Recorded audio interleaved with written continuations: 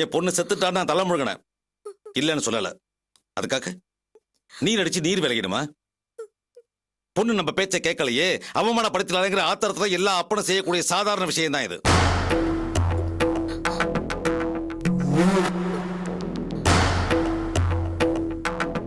அதுக்கப்புறம் என் பொண்டாட்டிக்காக அவளை நான் ஏத்துக்கிட்டேன். இப்ப அவளுக்காக நியாயம் கிட்ட வந்திருக்கேன். அவ வாழ்க்கையே ஒரு கேள்விக்குறியா இருக்கு.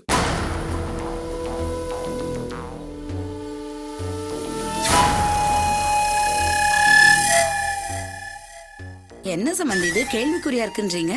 நீங்க இங்க வந்து நியாயம் கேட்கிற அளவுக்கு உங்க பொண்ணுக்கு அப்படியே நான் நியாயம் நடந்து போச்சு? நினைச்சேன் வீட்டு படியேறி வரும்போதே ஏதோ வில்லங்கத்தோட தான் நீ வர்றேன்னு. என்ன நியாயம் கேட்க போற? யோ, வீட்டுக்கு வந்தவங்கள்ட்ட கொஞ்சம் மரியாதையா பேச. ஏய், எல்லா மரியாதையும் எனக்கும் தெரியும்டி. சொல்லுங்க, என்ன பிரச்சனை? இதான் பிரச்சனை.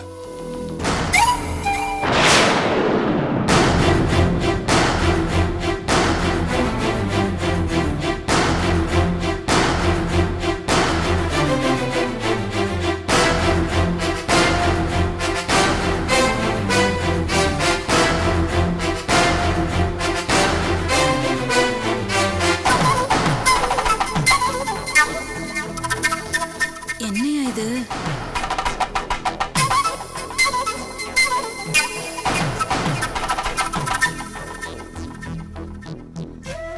டேய் வாசு, என்னடா இதெல்லாம்? யார் இந்த பொண்ணு? என்னடா இது?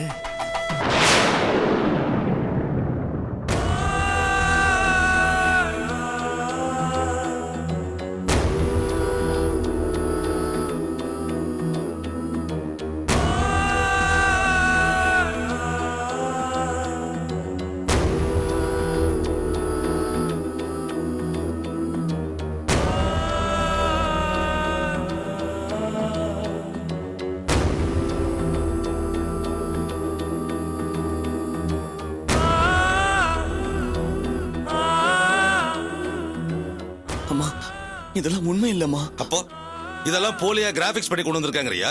ஏன் அப்படி பண்ண முடியாதா? இல்ல நீ அப்படி பண்ணி கொண்டு வந்திருக்க முடியாதா? ஓஹோ, உண்மை என்னன்னு தெரியறதுக்கு முன்னாடியே இது டூப்ளிகேட்னு சொல்லிட்டீங்களா? பரவாயில்ல, அது டூப்ளிகேட்டாவே இருந்துட்டு போட்டோம்.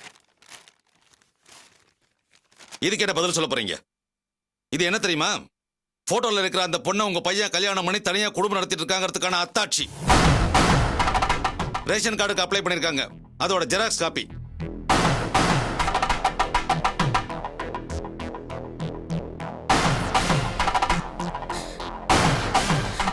என் புள்ள மேல இருக்கிற பொறாமையில யாரோ தப்பு தப்பா இப்படி எல்லாம் சொல்லிருக்காங்க சம்பந்தி.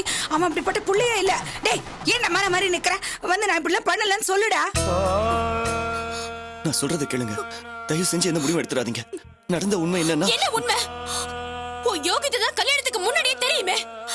என் பின்னாடியே சுத்தி சுத்தி வந்து தெரிஞ்சிட்டேன்னு சொல்லி எனக்காக உருகினி. என்ன உன்னை நான் காதலிச்சு எங்க அப்பா அம்மா பேச்செல்லாம் மீறி உன்னை கல்யாணம் பண்ணிக்கிட்டேன். பெத்தவங்களை தூக்கி எரிச்சிட்டு நீதான் பெருசுன்னு உன்னை நம்பி வந்தல்ல, அதுக்கு சரியான தண்டனை கொடுத்துட்ட. நீ இன்னும் திருந்தல. கல்யாணத்துக்கு முன்னாடி எப்படி இருந்தியோ அப்படியே தான் இருக்க.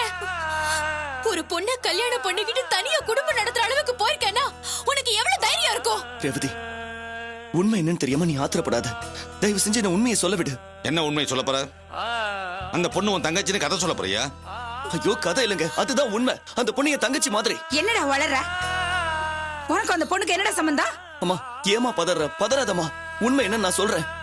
இந்த போட்டோல இருக்கிற பொண்ணு பேரு ரஞ்சனி. 3 நாளைக்கு முன்னாடி தான் அந்த பொண்ணையே எனக்கு தெரியும். 3 நாளைக்கு முன்னாடி தெரிஞ்ச பொண்ணோட இப்படி ஒரு போட்டோ, புருஷன் பொண்டாட்டின்னு ரேஷன் கார்டுக்கு அப்ளிகேஷன். நீ சொல்ற இதெல்லாம் நாங்க நம்பணுமா? நடந்தது என்னன்னு நான் சொல்லவே இல்லையே. என்ன முழுசா சொல்ல விடுங்க, அதுக்கப்புறம் நீங்க முடிவெடுங்க. என் ஃப்ரெண்ட் ரவி உனக்கு நல்லா தெரியும்லம்மா? ஆமா தெரியும். அவனோட மாமா பொண்ணு தான் இந்த ரஞ்சனி. ரவியும் ரஞ்சனியும் ஒருத்தர் காதலிச்சாங்க. அவனுக்கு வேலை இல்லாததால அவங்க மாமா பொண்ணு தர மாட்டேன்னு சொல்லிட்டாரு. ரவி வேலை விஷயமா மும்பைக்கு போயிருக்கான். அந்த சமயத்துல ரஞ்சனியோட அப்பா ரஞ்சனிக்கு வேற இடத்துல கல்யாணம் ஏற்பாடு பண்ணிட்டாரு. இவ ஊரை விட்டு ஓடி வந்துட்டா. அந்த இடத்துல ரவி இல்லாததால என்கிட்ட வந்து நிலைமையை சொல்லி அழுதா. ரவி வர வரைக்கும் இந்த பொண்ணை எங்கேயாவது தங்க வைக்கலான்னு லேடிஸ் ஹாஸ்டலு அங்கங்க உண்மையை சொல்லி இடம் கேட்டேன். ஆனா யாரும் தரவே இல்லை. தனியா வீடு எடுத்து தங்க வைக்கலான்னா எங்கேயும் வீடே கிடைக்கல. அதனால 2 பேரும் புருஷன் பொண்டாட்டின்னு பொய் சொல்லி தங்க வச்சேன். அந்த பொய்யை ஹவுஸ் ஓனர் நம்பணுங்கிறதுக்காக இந்த போட்டோவை எடுத்தோம். Ration card application, house owner ஏற்பாடு, இதெல்லாம் மும்பையில இருக்கிற என் ஃப்ரெண்டு ரவிக்கும் தெரியும். ரஞ்சினி என்னோட தங்கச்சி மாதிரி. அவ என்ன அண்ணா அண்ணான் தான் கூப்பிடுவா. இதுதான் உண்மை. நல்லா இருக்கு நீ சொல்ற இந்த கதை. இத சினிமாவை எடுத்தா நல்லா இருக்கும்.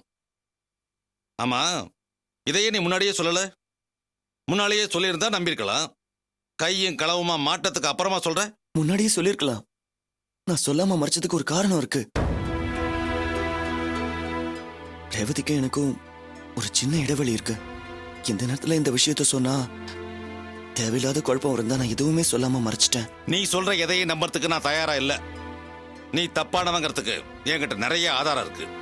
உன் மேல எந்த தப்பும் இல்லைன்னா அதுக்கான ஆதாரத்தை காட்டு. அதுக்கப்புறமா நீ சொல்றதை நான் கேட்கறேன்.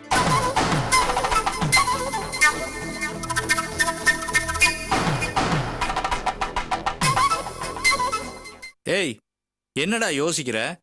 இந்த ஆளு தான் ஆதாரத்தை காட்டுன்னு சொல்றாருல்ல. இந்த பார், சம்பந்தப்பட்ட பொண்ணை வர சொல்லு. உண்மை என்னன்னு தெரிஞ்சுட்டு போட்டோம். வேணும்னா என் ஃப்ரெண்டு ரவிக்கு ஃபோன் போட்டு தரேன்.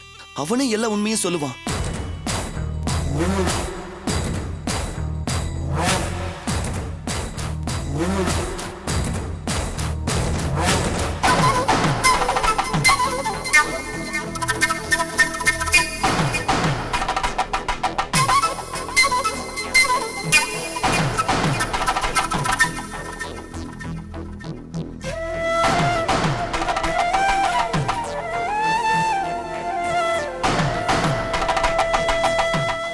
என்னடா, என்ன ஆச்சு? என்ன வாசு, என்ன? லைனே போக மாட்டேங்குதுப்பா. நீ சொல்றது உண்மையா இருந்தாலும் லைன் கிடைக்கும்.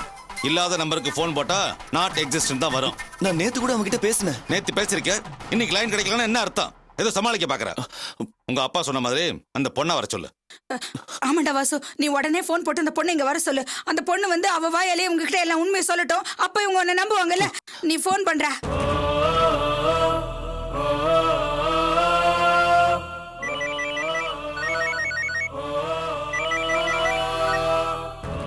சொல்லுங்கண்ணா. ரஞ்சினி, நான் சொல்ற அட்ரஸ்க்கு உடனே ஒரு ஆட்டோ பிடிச்சு கிளம்பி வரியா? என்னண்ணா, என்னாச்சு? நான் பயந்துட்டு இருந்த மாதிரி எனக்கு நடந்து போச்சு. போய் சொல்லி வீடு எடுத்தது, அதை நம்ப வைக்க போட்டோ எடுத்தது, ரேஷன் கார்டுக்கு அப்ளை பண்ணது, இப்ப எல்லாம் பெரிய பிரச்சனை ஆயிடுச்சு. நீ நேர்ல வந்து உண்மையை சொன்னாதான் என் பிரச்சனை கொஞ்சம் முடியும். ரஞ்சினி, தயவு செஞ்சு ஒரு ஆட்டோ பிடிச்சு உடனே கிளம்பி வா ரஞ்சினி. சரிங்கண்ணா.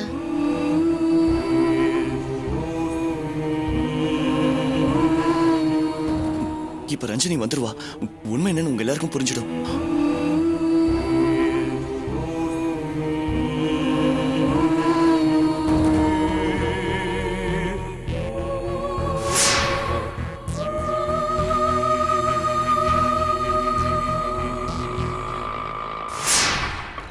இங்கதான் நிறுத்துங்க. ரஞ்சினி, வா ரஞ்சினி, உனக்காக தான் வெயிட் பண்ணிட்டு இருக்கேன். சீக்கிரம் வா. வா வா, சீக்கிரம் வா. வா வா ரஞ்சினி, உனக்காக தான் எல்லாரும் வெயிட் பண்ணிட்டு இருக்கோம். வா, வந்து நீயே உண்மையை சொல்லு. வா வா. அம்மா அம்மா, ரஞ்சினி வந்துட்டா. ரஞ்சினி சொல்லு. ரஞ்சினி, எல்லார்கிட்டயும் உண்மையை சொல்லு. ரஞ்சினி, என்ன சொல்றீங்க? எந்த உண்மையை சொல்றீங்க? எனக்கு ஒண்ணுமே புரியல. ரவி வர வரைக்கும் உனக்கு பாதுகாப்பான ஒரு இடம் வேணும், உனக்கு தங்கறதுக்கு ஒரு வீடு வேணும்னு சொல்லி நீ நானும் புருஷன் பொண்டாட்டி ஏமாத்தி தானே அந்த வீடு எடுத்தோம். ஹவுஸ் ஓனர் நம்ப வைக்கிறதுக்காக தானே நம்ம 2 பேரும் போட்டோ எடுத்தோம். அந்த உண்மையை எல்லார்கிட்டயும் சொல்லு. தோ தோ, என்னோட வைஃப் ரேவதி, இவகிட்ட அந்த உண்மையை சொல்லு. இவங்க தான் உங்க பொண்டாட்டினா அப்ப நான் யாரு?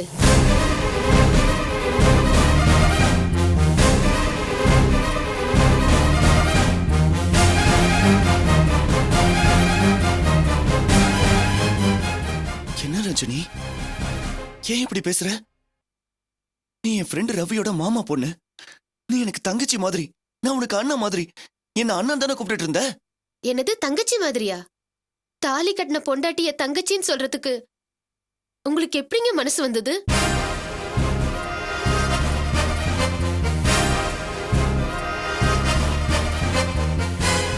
இவ பொண்டாட்டினா நான் வப்பாட்டியா?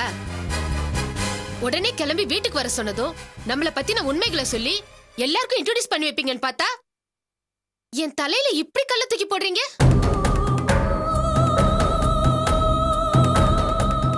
என்ன ரஞ்சனி என்னென்னமோ சொல்ற? ஏன் இப்படி மாறிட்ட? உண்மையை சொல்லு ரஞ்சனி. உண்மையை சொல்றேன். நீயும் நானும் கல்யாணம் பண்ணிக்கிட்டோமே, அதானே உண்மை.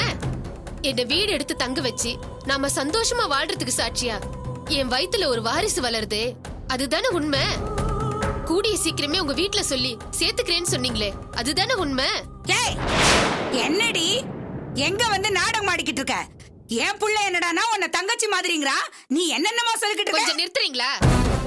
நான் என்னோட வாழ்க்கை பறிப்போனதை பத்தி பேசிட்டு இருக்கேன். நீங்க என்னடானா இன்னும் உங்க புள்ளைய பத்தி பேசிட்டு இருக்கீங்க. நானும் இவரும் காலேஜ் படிக்கும் போதுல இருந்தே லவ் பண்ணிட்டு இருந்தோம். தினம் பஸ்ல வரும்போதும் போகும்போதும் என்ன பார்த்து என் மனசுல ஆசைய வளர்த்து திருட்டுத்தனமா தாலி கட்டி குடும்பம் நடத்திட்டு இருக்காரு. வரும்போதும் போகும்போதும் என்ன வீட்டுக்கு கூட்டிட்டு போறேன்னு சொல்லி சமாதானப்படுத்திட்டு இருக்காரு. அடி பாவி, ஏன்டி எம்எல்ஏ இப்படி அவமானமா பழி சொல்ற? உன் மேல பரிதாபப்பட்டு உதவி பண்ணதுக்கு கிடைக்கிற தண்டனை அது. நான் எப்படி உங்க இடத்துல திருட்டுத்தனமா தாலி கட்டினேன்? இது நீங்க கட்ட தாலி தானே?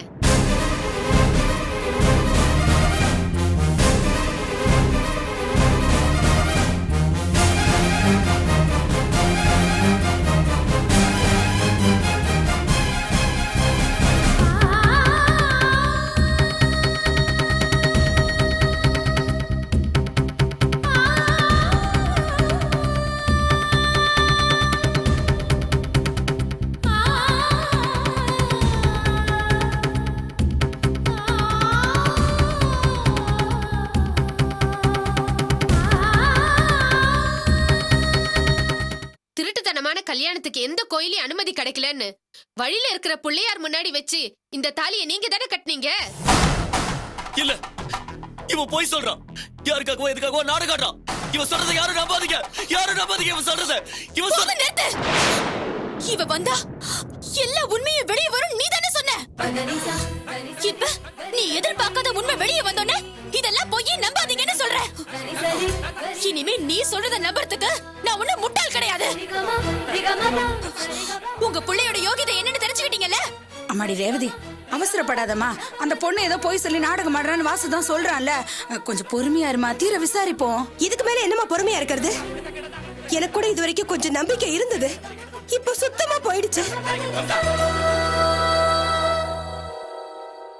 அட பாவி, அம்மா அப்பாவை எதிர்த்துக்கிட்டு ஓடி வந்து கல்யாணம் பண்ணிக்கிட்ட பொண்ணு தானே.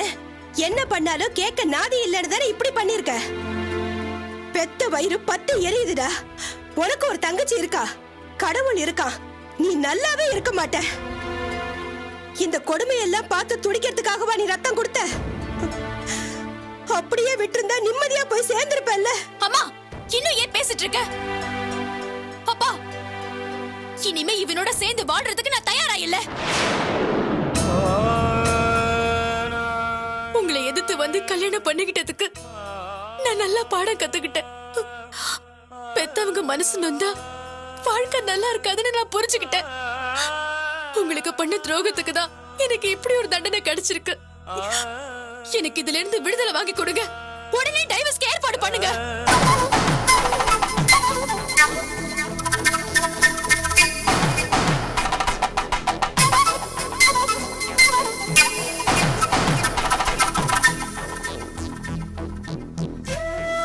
என்னம்மா பெரிய பெரிய வார்த்தையெல்லாம் பேசுற? கொஞ்சம் பொறுமையா இருமா. எதுவா இருந்தாலும் பேசி தீர்த்துக்கலாம். இனிமே பேசுறதுக்கு என்ன இருக்கு? எனக்கு துரோகம் பண்ணவன் கூட மறுபடியும் சேர்ந்து வாழ்றதுக்கு எனக்கு விருப்பம் இல்ல. உங்க புள்ள திருடன்னு தெரிஞ்ச உடனே அவனை தூக்கி போட்டுட்டு தனியா வாழணும்னு போனவனா? ஆனா செல்வம் மாமா தான் என்ன தேடி வந்து காதல்ல ஜெயிச்ச நீ வாழ்க்கையில தோத்துற கூடாது, அவனை திருத்தி பொறுப்பானவனா மாத்தன்னு புத்திமதி சொல்லி கூட்டிட்டு வந்தாரு. தப்பு பண்ணா திருத்தலாம், மன்னிக்கலாம். ஆனா உங்க புள்ள எவ்வளவு பெரிய பாவத்தை பண்ணிருக்கான்.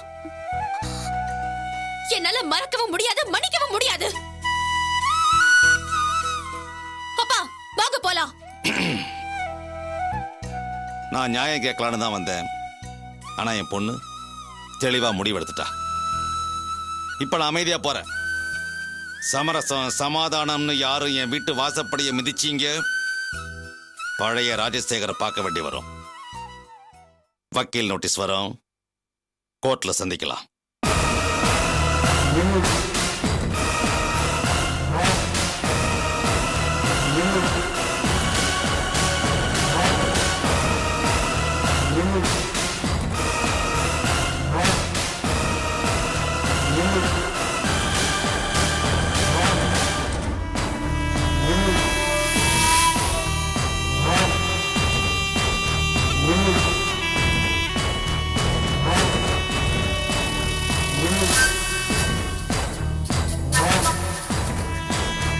இங்க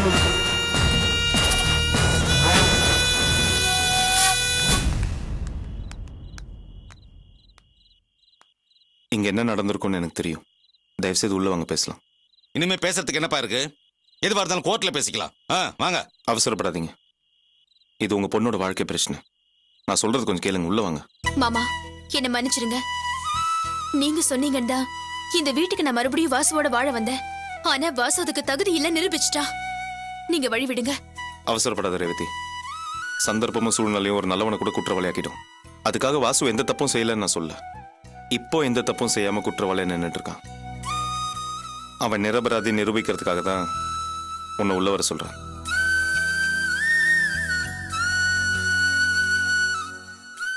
நானே தேடி வந்து இந்த பிரச்சனைக்கு ஏதாவது உதவி பண்ணுங்கன்னு கேட்டப்போ என்னால எதுவும் செய்ய முடியாதுன்னு சொல்லிட்டீங்க. ஆனா இப்ப வலிய வந்து சொல்றீங்கன்னா இதுல ஏதோ விஷயம் இருக்கும். வாமா, வாங்க. வாங்க.